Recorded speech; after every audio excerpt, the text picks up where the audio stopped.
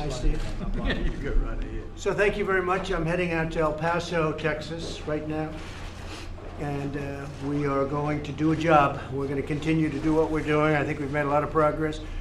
We've actually started a big portion of wall today in a very important location, and it's going to go up pretty quickly over the next 9 months. That whole area will be finished. It's fully funded. Construction, which I know a lot about, is begun, and it's a much better wall, much stronger wall, and a much less expensive wall than we've been building. And we're going to have a lot of wall being built in the next period of time. I'm with some of the great law enforcement people. A lot of them are friends of mine. I've known them for a long time, and they've been fantastic people, fantastic men and women, and they know what we're up against. We're up against people that want to allow criminals into our society. Now, you explain that one. You know, most things you understand, but they want to allow criminals into our society. Convicted felons, people of tremendous, big problems. I just got this from Homeland Security. And you look at this, thousands of people. Dangerous drugs, 76,000 people. Then you have traffic offenses. That's not so good, but that's every crime. Assault, 63,000 people. Larceny, 20,000 people. Fraudulent activities, 12,000 people. Burglaries, 12,000 people. These again are just a different crime. Robberies. These are the people coming into our country that we are holding and we don't want in our country. And the Democrats want them to go into our country. That's why they don't want to give us what we call the beds. It's much more complicated than beds. But we call them the beds. Robberies, 5,991. Sexual assaults, 6,350. Forgeries, 5,158. Stolen property, 4,462. These are people we're talking about. Kidnapping. These are people that kidnap people.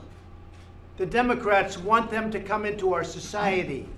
I don't think so.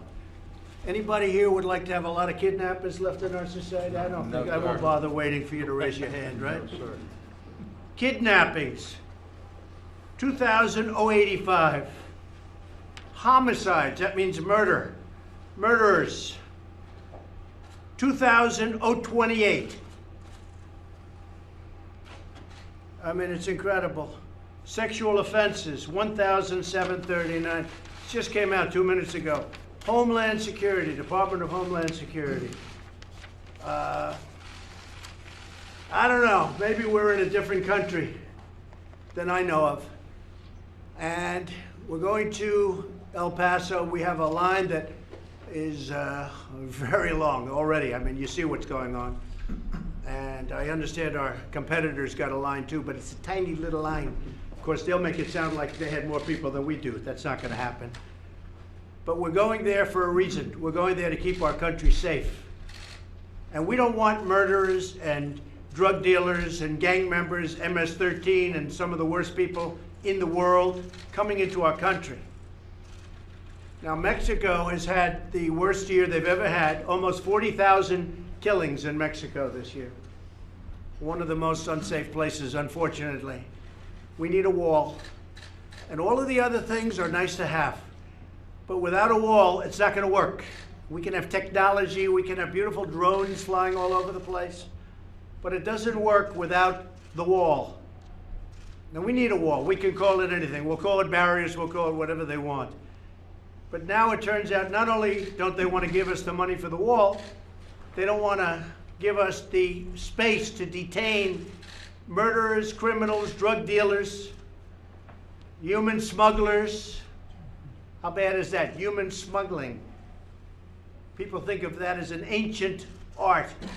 There are more human smugglers right now, traffickers they call them, than at any time in the history of our world because of the internet, unfortunately. So I'm heading out, and we have a tremendous crowd, tremendous. They have 75,000 people signed up. I think the arena holds like 8,000 people, unfortunately. I like the old days when I was allowed to make outdoor speeches. It was a lot easier because you could have very big crowds, John. And but we have a tremendous crowd. We have screens on the outside of the arena, so we'll have a lot of people coming.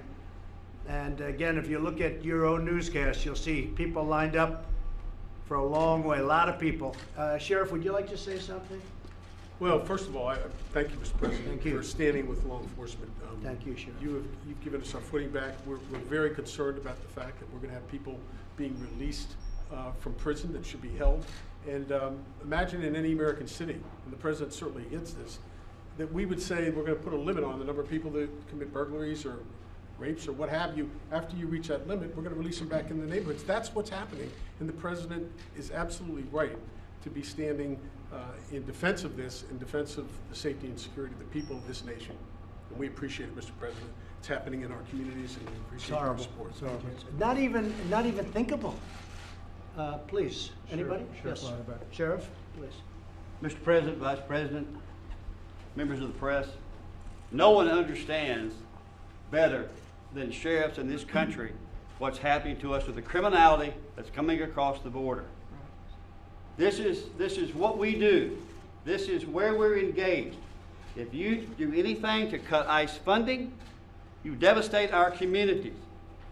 You make law enforcement one of the biggest problems that we'll have is if ICE was to be their funding cut, our communities would be at risk, and this is something that we cannot permit to happen in this country. We understand exactly what these men and women in this country of law enforcement understand very well what's going on in our border. We've got to secure it. Our hats are off to the President, the Vice President, for ensuring the safety of American public. Thank you. Thank you, Sheriff, very much. Appreciate your support. We had a couple of things interestingly happen. Everybody said, let us see the people on the border, the experts, Border Patrol, ICE, all of them, including law enforcement generally, including some of the people standing alongside of me. We want to see them. We want to have a meeting with them. They had the meeting. Everybody said, you need the wall. If you don't have the wall, nothing's going to work. They turned down that suggestion. You heard that. Right. They turned it down. They said, we don't want to hear that suggestion.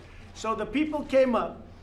In some cases, they made long journeys to come up and speak before the committee. They said, we need the wall. It's not going to work without the wall. Technology is just a part of the wall.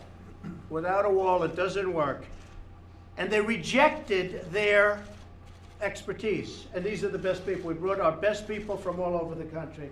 And they rejected the recommendations from the experts. So that's what we're up against. Does anybody have anything further to say? I mean, all of you folks are with us 1,000%. Mr. President. Yes, please, go ahead. We've got a letter here. I'm going to give it to you, but this is a letter we presented to Congressman Mark Walker from North Carolina today to bring to our other congressmen to let them know that the 3,000 sheriffs represented by the National Sheriff's Association oppose any reduction in those ICE beds. Because if so, it would create a dangerous threat to our communities. And what happens at the border doesn't stay at the border. It comes to our communities in Ohio, in Maryland, in North Carolina, in Georgia, Ohio, Utah, across this country. So thank you for everything you're doing. Yes, sir. Thank you, Sheriff. Yes, sir. Let me have that letter. I don't want to lose that letter. You know, I have to say before leaving, and again, we're going on the plane. I guess a lot of you are coming on the plane with me to El Paso. ICE is an incredible group of people. They help all of you a lot with some of the most vicious characters you meet anywhere in the world. No matter where you go, you're not going to find worse than the MS-13 gangs and some of these gangs that come over from countries that we don't even know about. And they're very disrespected by the Democrats, and we can't let that happen. They're heroes. And these people will tell you that too.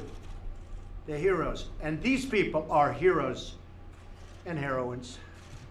But I just want to say that the people working at ICE are brave, tough, strong people that love our country. And they help the sheriffs and they help law enforcement, and they've done an incredible job. And I really appreciate your support. And the Democrats want to cut, you think of it, they want to cut ICE. They take out MS-13 and others by the thousands. and they want to cut ice. So we're not going to let that happen. Thank you all very much. I appreciate it. Thank you.